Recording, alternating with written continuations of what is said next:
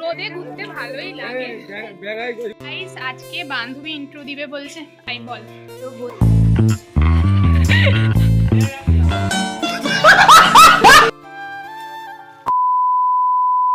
High বন্ধুরা, কেমন আছো তোমরা সবাই? তো আজ আমি চলে এসেছি কলেজে। আমি আজকে ব্লগ বানাবো বলে ঠিক করিনি, কিন্তু এই বান্ধবী বললো যে ব্লগ বানা, ও আজকে ইন্ট্রো দিবে, তো তাহলে শোনো ওর মুখ থেকে। গাইস আজকে বান্ধবী ইন্ট্রো দিবে বলছে, তাই বল। তো বন্ধুরা, আজকে কলেজে এসেছি, তোমরা দেখতে থাকো কি কি হতে থাকে। এখন আমরা টোটোতে করে যাব ঘুরতে পাড়ায় পাড়ায়, কি কি হতে থাকে জাস্ট তোমরা দেখতে থাকো। তোমরা দেখতে থাকো তাহলে। আর এইদিকে দেখো টোটো চলে এসেছে, আর এখন আমরা এনএসএস থেকে বেরিয়ে পড়েছি ক্যাম্পে। আমরা এরকম ক্যাম্প করি, এর আগে হয়তো একটা ব্লগ ভিডিও মানে পোস্ট করেছিলাম, তোমরা হয়তো দেখেছো নাকি আমি ঠিক জানি না।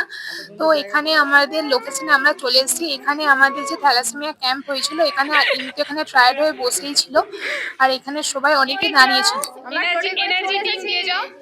এই যে আমার জ্বর চলে এসেছে, আমি তো এটা খাচ্ছি। এনার্জি বন্ধুরা আমার কি অবস্থা দেখো। এই এখনো 3-4 গ্রাম ঘুরতে হবে, সবে একটা হয়েছে। মানে সেই মুহূর্তে আমাদেরকে এখনো 3-4 গ্রাম ঘুরতে হবে, আর ও তখনই এনার্জি ড্রিঙ্ক খাচ্ছে শুধু একটা লোকেশনে এসেই। এখানে আমার কি হলো কিছু বুঝতে তোমরা পারলে?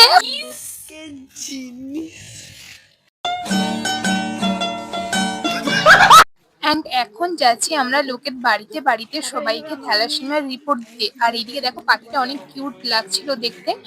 আর এখন আমরা চলে এসেছি একটা বাড়িতে, মানে ওই দিন থ্যালাসেমিয়ার জন্য যারা যারা মানে রক্ত পরীক্ষা করেছিলেন তাদেরকে রিপোর্ট দেওয়া হচ্ছিল, আর কয়েকজনকে ডাকা হয়েছিল, এখানেও তাদেরকে রিপোর্ট দেওয়া হচ্ছিল। A few moments later. অনেকক্ষণ জার্নি করার পর আমরা চলে আসি কলেজে। আর ভিডিও করা হয়নি, আর এখানে তো আমি একা একা ঘুরছিলাম, সবাই যে যার মতো ব্যস্ত ছিল। আর এখানে আমি এসে একা একা দাঁড়িয়ে আছি, যে যার মতো ব্যস্ত।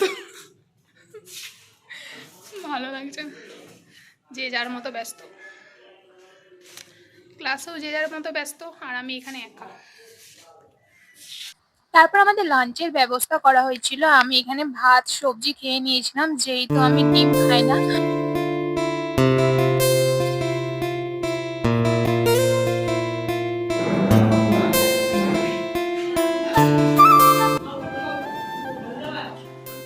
আমি অনেক কাজে ব্যস্ত ছিলাম, তাই ভিডিওর ক্লিপে তো সবকিছু নেওয়া হয়নি, কিন্তু বন্ধুরা আমি যতটা পেরেছি তোমাদেরকে ভালোবেসে তোমাদের সাথে শেয়ার করেছি। আর এইদিকে দেখো এখন বান্ধবীদের টাটা জানিয়ে দেবো, আর আমি তো অন্য রোডে যাব, মানে পুরো একা, সেই কারণে তৃপ্তি বলছিল যে তুই চল আমার সাথে।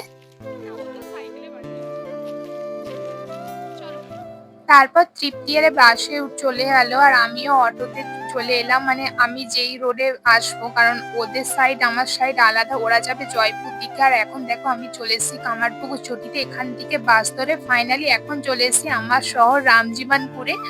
তো এখান থেকে রামজীবনপুর থেকে এই সাইকেলটা নিয়ে, পুরো সাইকেলটার অবস্থা দেখেছো পুরো খারাপ হয়ে গেছে, হাইওয়েতে প্রচুর রোদ ছিল, আর বাস স্ট্যান্ডে সাইকেলটা রেখেছিলাম, প্রচুর রোদ ছিল।